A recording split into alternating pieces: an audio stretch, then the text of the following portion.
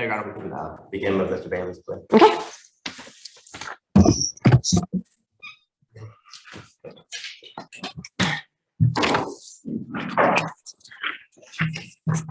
I have.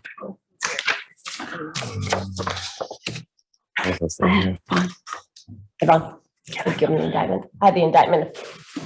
Parties would like to sign it.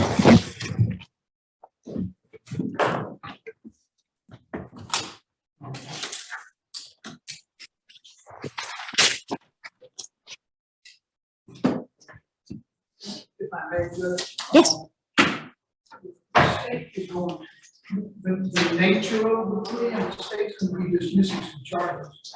I don't think it's appropriate. I don't know, it's crazy, but if we sign the thing now and say we're going to enter our plea, how do I write it to the allegations discussed in the state's announcement? You can write underneath it. See plea colloquy? Yeah, that'd be perfect. Or put to reduced and amended charges as reduced and amended C plea colloquy.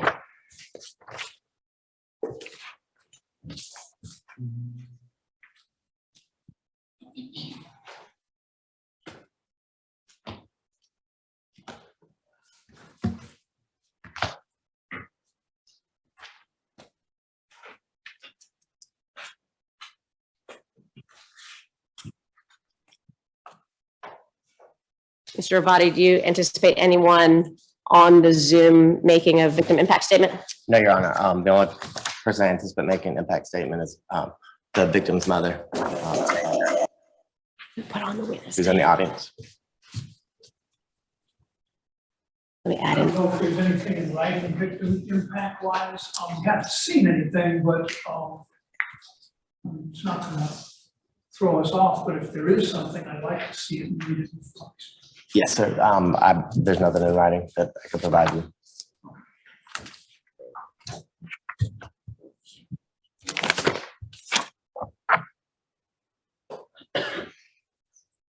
I gotta add in the witness stand.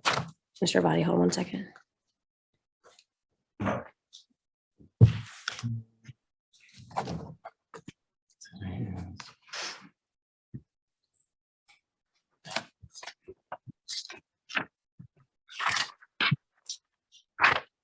Ms. Smith, if you'll raise your right hand.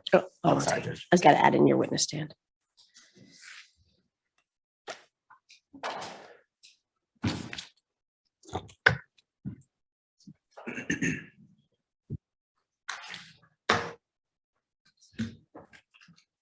Is this pleasure here?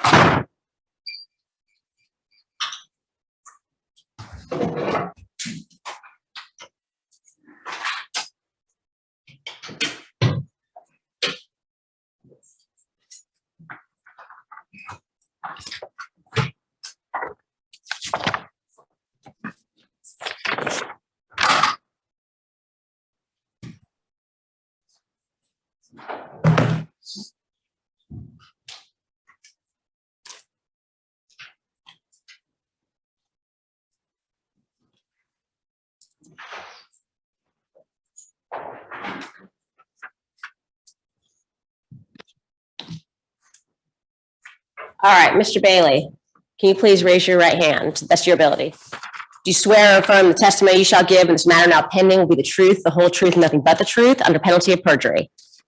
You can lower your hand. You may remove your mask. And I need you to speak as loudly and as clearly as you can into the microphone, okay? Please state and spell your true, correct, and legal name. And what is your middle name? All right. Go ahead, Mr. Abadi. And Judge, before we start the plea, just for the court's information, since there is a lot of counts, just before we begin the plea, the state would be moving to no process counts 1, counts 2, and count 9. of the indictment. Now, Mr. Bailey, are you at this time taking or under the influence of any alcohol, drugs, or medicine? No. And is there any medication that you take on a daily basis or regularly that you have not taken today? No. And do you understand that you're here to enter into a plea here today? Yeah. And how old are you, sir? And how far did you go in school? 10th grade, is that what you said? Are you able to read, write, and understand the English language? And do you understand that you were charged in indictment 18 SC 158565, count 1, participation in a criminal street gang activity, count 2, murder, counts 3, 4, 5, 6, 7, 8, 9, and 10, all felony murder counts. Count 12 and 13, armed robbery counts. Counts 14, 15, 16, and 17, and 18, all aggravated assault with a deadly weapon counts. Count 19, kidnapping. Count 20, 21, 22, 23, 24, all false imprisonment counts. 25 is burglary in the second degree. 26 is smash and grab burglary. Count 27 is hindering a person making an emergency telephone call. Counts 28 is hijacking a motor vehicle. Count 29 is armed robbery. Count 30 is aggravated assault with a deadly weapon. Jesus Christ. Count 31, possession of a firearm and the commission of a felony. And count 32, possession of a firearm by a first offender probationer. Yes. And do you understand that you have the right to plead either guilty or not guilty to these charges? And if you pled not guilty or remain silent, you may receive a jury trial. And have you, prior to today, on a number of occasions, had the opportunity to speak with your attorney, Mr. David Wolf, about the rights you were waiving or giving up by entering a guilty plea here today? Okay, and do you need any additional time to discuss the case with your attorney at all? And are you satisfied with the services that Mr. Wolf has provided? And Mr. Wolf, do you waive formal reading of the indictment? We do. Do you also waive any and all defects in the indictment, including any with respect to your client's name for the purposes of this plea? Well, yes, there are no defects in the offenses that he's going to plead guilty to, and any of the other offenses merge into the offenses that he's going to plead guilty to. So there would be no sentencing issues. Were there a defect, I'm not aware of any. Thank you. And Mr. Bailey, has your attorney advised you of the minimum and maximum sentence for each charge you're pleading guilty to? Yeah. And did Mr. Wolf advise that the minimum for felony murder is life, the maximum being life without the possibility of parole?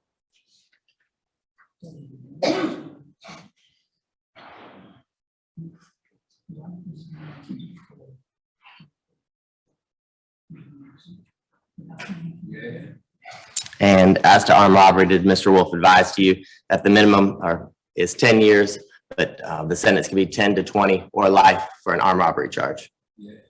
Did he also advise that the minimum for an aggravated assault charge is 1 year, the maximum being 20 years? And for kidnapping, did Mr. Wolf advise that the minimum is 10 years, the maximum would be 20 years or life? As charged, kidnapping with bodily injury has a maximum punishment of Life. And as to the false imprisonment charge, did your attorney advise the minimum was 1 year, the maximum being 10 years? Yes. And the burglary in the second degree, did your attorney advise the minimum is 1 year, the maximum is 8 years? Yes. And as to the smash and grab burglary charge, the minimum being 2 years, the maximum being 20 years? And then the misdemeanor charge of hindering a person making an emergency telephone call, did Mr. Wolf advise you the minimum could be 1 day, the maximum could be up to 12 months in custody? And as to hijacking a motor vehicle, did your attorney advise that the minimum is 10 years, the maximum being 20 years? Yes. And as to possession of a firearm during the commission of a felony, did Mr. Wolf advise to you that The sentence for that count must be 5 years consecutive, but it can be suspended, probated, or served in prison. Okay. And as to the possession of a firearm by a first offender probationer, at the time that this offense was committed, Mr. Wolf advised that the minimum was 1 year and the maximum was 5 years. Okay. Do you have any questions for your attorney at this time about any of the minimum or maximum sentences for each charge that we just discussed that you'd like to talk to your attorney about? Okay. Judge, I've also advised my client that since he's been in custody for 5 years, that he will get credit for the time he's been in custody and could well have satisfied the 5-year offenses that might run concurrently, or any misdemeanor offense that might run concurrently with one of the larger sentences. Yes, the sentence sheet will note that he is to receive credit for all the time that he has served in custody related to these cases. And Mr. Bailey, do you understand that this is a joint plea, or a joint recommendation of a plea of guilty by the state's counsel and your counsel to the court, and that the state and your counsel will recommend to the court a sentence of, or a global sentence of life in prison? With the possibility of parole. Yes. And do you understand that the court can sentence you to the maximum on each charge and run those sentences consecutively, which means one after another? Okay. I've explained to him that the court has the capacity to do that, but should the court accept the plea as negotiated, that the sentences to the offenses other than the felony murder count would run concurrently as negotiated to the felony murder count. That is correct. That was what the negotiations between the state and defense counsel was. Mr. Bailey, do you also understand that this plea may be used to enhance sentencing on other convictions in this jurisdiction as well as in other jurisdictions, including the federal court, sir? Yes. And do you understand that if you are not a United States citizen, a guilty plea will affect your immigration status, will result in deportation, regardless of any advice given to you by your attorney or anyone else, sir? Do you understand that you waive any and all defenses by entering a plea of guilty here today? Yeah.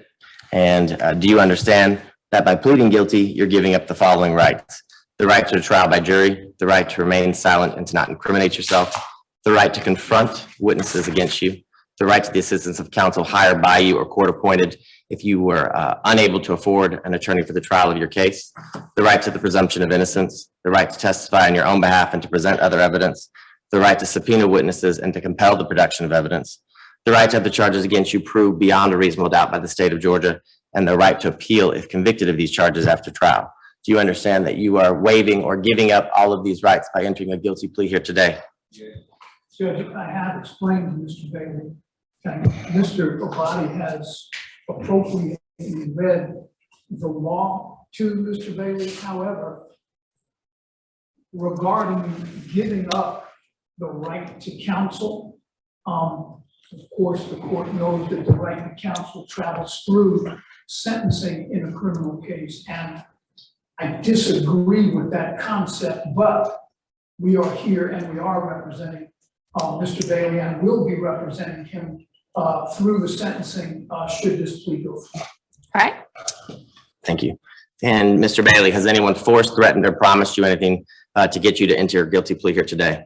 No. Well, I will say, Judge, that regarding the promises, we have discussed the negotiations together and what we have agreed upon, and that is a promise by the state to abide by the agreement and a promise by me to abide by the agreement on behalf of Mr. Bailey and his promise to abide by the agreement, but there have been no other promises other than. Okay. And Mr. Bailey, is it your decision to waive these rights and enter a guilty plea here today because you're in fact guilty? And how do you plead to the charges and indictment number 18 SC 158565? Specifically, how do you plead to counts 3 through 10, or excuse me, 3 through Yes, 10, felony murder. And how do you plead to counts 12 and 13, both armed robbery charges? And Mr. Bailey, how do you plead to counts 14 through count 18, all being aggravated assault with a deadly weapon charge? And how do you plead to kidnapping count 19? Excuse me, Judge. I know, count 9. Is that what you're asking about? Well, My apologies, with the state had, at the beginning of this plea, represented that count 9 was dismissed. So how do you plead to counts 3 through count 8 and count 10, all felony murder charges? excuse me, may I approach Mr. Provider for just a moment? Yes, you may.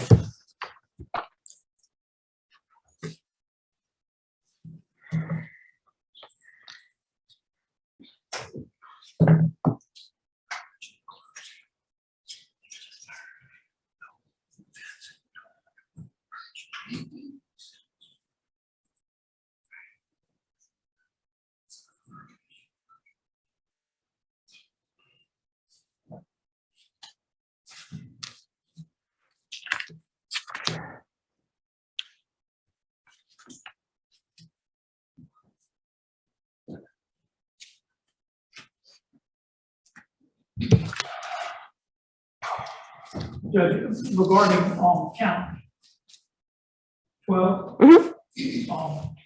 which is the armed robbery of Ms. Belair, which is also the underlying felony for the felony murder. While I understand that the other felony murder counts will merge for sentencing purposes, I don't think that I think that you use up the armed robbery of Ms. Belair in pleading to the felony murder as the underlying felony. No, it's the other way around. The other felony murder convictions, so counts 4, 5, 6, 7, 8, and 10 will vacate by operation of law. And then count 12, the underlying felony to count 3, there's still a plea to it. He's still pleading guilty to it. It will merge for the purpose of sentencing in the event count 3 were ever to be overturned on appeal or anything like that. At that point, the armed robbery would unmerge and he would still have that sentence as to the armed robbery in count 12. But the underlying felony merges into the felony murder for the purpose of sentencing, but there's still a guilty plea to it. 4, 5, 6, 7, 8, and 10 will vacate by operation of law because you can only have one murder conviction per deceased victim. Yes, so they will vacate, not merge. Yes. 4, 5, 6, 7, 8, and 10 will vacate by operation of law. 12 will merge into 13 for the purpose of sentencing, but there's still a guilty plea to it. I understand what the court is saying. I don't necessarily agree, but I don't think it impacts what we're doing here. Okay. Well, in the event the Supreme Court disagrees, we can come back and resentence, but that's my understanding of how it needs to be handled. That was my understanding as well. Mr. Bailey, I think we left off on counts 12 and 13, both armed robbery charges. How do you plead? And then counts 14. 1 second. Mhm.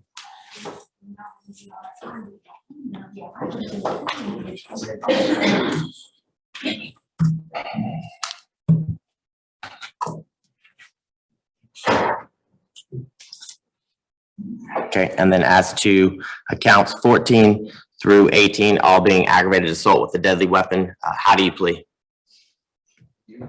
And count 19, which is the kidnapping charge, how do you plead to that charge? And counts 20 through 24, all being false imprisonment charges, how do you plead, Mr. Bailey? And counts 25, burglary in the second degree, how do you plead to that count? And counts 26, or count 26, the smash and grab burglary, how do you plead to count 26, Mr. Bailey? And count 27, hindering a person making an emergency telephone call, how do you plead to count 27? And count 28, how do you plead to hijacking a motor vehicle? And count 29 is an additional armed robbery charge. How do you plead to count 29? And count 30, aggravated assault with a deadly weapon. How do you plead to count 30, Mr. Bailey? And for purposes of this plea, Your Honor, the state had negotiated, and I failed to mention that we would be also dismissing count 31 and count 32 and count 33 for the purposes of this plea, the possession of the firearm charges, Your Honor. That's correct, Redmond. All right, so the 6 counts that are being null pros as a condition of this plea are counts 1, 2, 9, 31, 32, and 33? Yes, Your Honor. Okay. And Mr. Bailey, is this guilty plea freely and voluntarily given with full knowledge of the charges against you, sir? Yes. And Mr. Bailey, do you understand that you may have only a limited right to appeal this guilty plea conviction? And do you understand that you have only 4 years from today for a felony charge and 12 months from today for a misdemeanor charge to file a habeas corpus petition challenging this guilty plea? And Mr. Wolf explained to you what a habeas corpus petition challenging this guilty plea would look like or what it is? Okay. I think just for the record that, were there an appeal that the 4 years would begin from whenever the conviction comes. So if there is the appellate process, I don't anticipate that it wouldn't be from today's date, it would be from the end of the appeal. And I've shared that with Mr. Bailey. I've also shared with him that if he feels as though that I have been ineffective or that I have done something that didn't comport with the law, then that's what he would have the opportunity to appeal during that 4-year period from its inception, whenever that might be. Yes, correct. Thank you. And Mr. Bailey, I want to show you the indictment. And the second page of the indictment is left middle of the page. Do you see your signature? And Mr. Wolf, you also see your signature. I do. And before I can enter this into the court, if you have any questions about the indictment, Mr. Bailey, as well as your signatures signing the indictment of the guilty plea.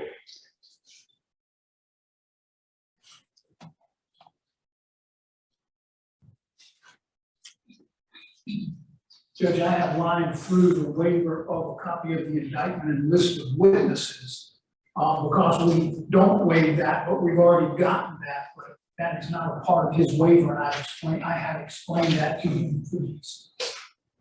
So we're waiving formal arraignment, which is what we would have done originally, and now we're pleading guilty.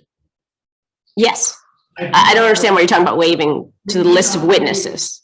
It says, by signing it, you don't Stamp. waive the list of witnesses or a copy of the indictment. I understand. Thank you. Yeah, sorry. Because we had 4 co-defendants on this indictment and the language on the, the printed boxes on the indictment only had 3, we used a stamp, and I understand that stamp has language as to waiving the list of witnesses. I understand. Thank you. And I'd like to say one other thing, and we discussed this the other day, but because count 1 of the indictment has been dismissed, I think everybody at our meeting agreed that the challenge to the gang statute count is moot because it's no longer a part of what Mr. Bailey is pleading guilty. Yes, I understand. I understand. Yes, there had been an outstanding motion. I informed counsel that I was going to rule against him on that motion, but had not yet entered an order. Yes, so in the event we had gone forward to trial, I would have entered a ruling prior to us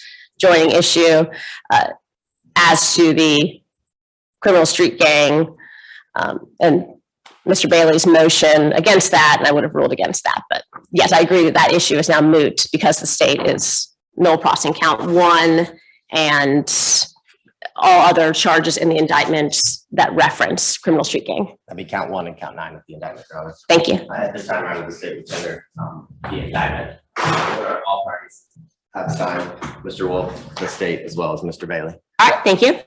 Your Honor, had this case proceeded to trial, the state would prove beyond a reasonable doubt that on November 19th of 2017, at approximately 2:30 a.m., Carlos Bailey, Samuel Ott, and Ira Williams, armed with handguns, forcibly entered into the Barcelona Wine Bar restaurant, which is located at 1085 Howell Mill Road here in Atlanta, Georgia, Fulton County, Your Honor. They had been dropped off, what the evidence would show, by co-defendant Terry Jones, right down the street from where the entrance of the Barcelona Wine Bar restaurant is on Howell Mill Road. And the evidence would show that after Mr. Jones dropped the three co-defendants off, he remained in the area and continued to circle the Howell Mill area, which would be based on phone records, as well as the LPR cameras that are positioned or situated throughout that area of the city of Atlanta, Your Honor.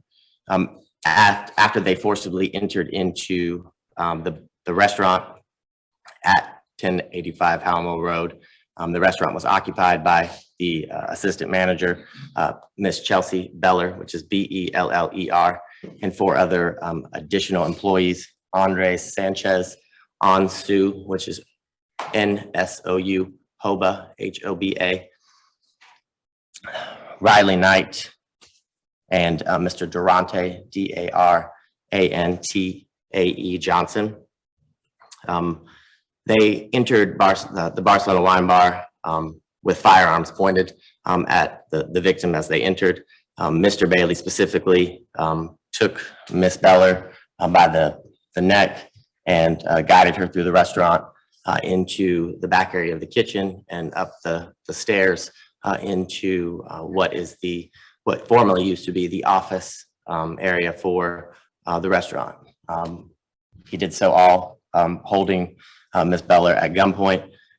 When Miss Beller and the defendant, Mr. Bailey, entered into the upstairs office, it can be seen on high definition video surveillance. Miss Beller cooperating, opening the safe for Mr. Bailey. She's able to open it, and as she's opening it, she is helping the defendant take cash out of the safe and place the money actually into her handbag that he had dumped the contents that was previously in, that belonged to Miss Beller, and stuffed the cash from the safe into the bag.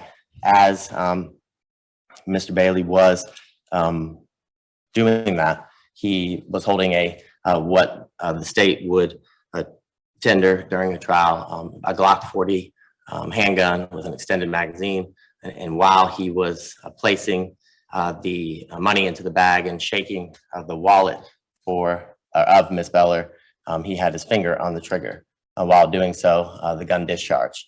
And when the gun discharged, it discharged directly through the right chest, shoulder area of Miss Beller, striking her lungs and her inferior vena cava, which caused her to basically bleed out eventually. But prior to her passing out, she continued to remain calm as Mr. Bailey continued to hold her at gunpoint, along with Mr. Ira Williams, who appeared at the entrance of the door, continued to hold Miss Beller at gunpoint. Miss Beller immediately reached for her cell phone, which was in her back pocket. As she did that, she was unlocking her phone to seek emergency help. Mr. Bailey took her phone and smashed it on the ground, breaking it, not allowing her to call for the emergency help that she needed after being shot.